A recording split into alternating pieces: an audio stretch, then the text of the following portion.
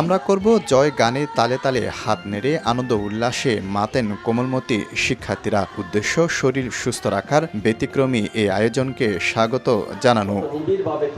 School শিক্ষার্থীদের শারীরিক ও মানসিক স্বাস্থ্য ঠিক রাখতে চট্টগ্রাম সিটি কর্পোরেশনের আয়োজনে দেশে প্রথমবারের মতো চালু হলো স্কুল হেলথ প্রোগ্রাম। এই আয়োজনের উদ্বোধন করেন city mayor doctor Sadat Hossain. এ সময় শিক্ষার্থীদের হাতে তুলে দেন স্বাস্থ্য কার্ড।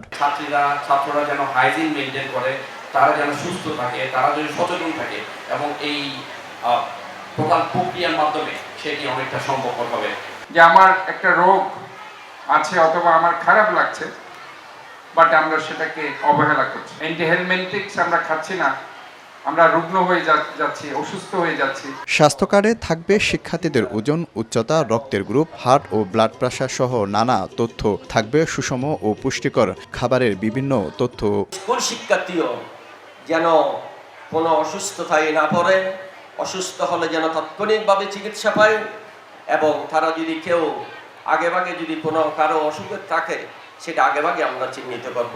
প্রথম দিনে কাপাসকুলা বালিকা উচ্চ বিদ্যালয় সহ 5টি স্কুলের শিক্ষার্থীদের এ স্বাস্থ্য কার্ড দেওয়া হয়। পরে সেবার আওতায় আনা হবে অন্যান্য স্কুলগুলিকেও। এ আয়োজনে খুশি শিক্ষার্থীরা। অনেক টিকা থাকে না, ওগুলো হচ্ছে ওই কার্ড দিয়ে ফ্রিতে দেওয়া হবে।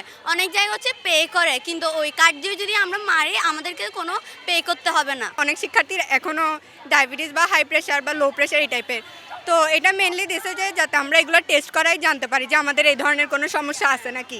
ফিতা কেটে স্বাস্থ্য ক্লিনিক উদ্বোধনের পর city mayor doctor Sadat Hossain নিজেই শিক্ষার্থীদের স্বাস্থ্য পরীক্ষা করেন। শফিকুল আলম, সময় সংবাদ, চট্টগ্রাম।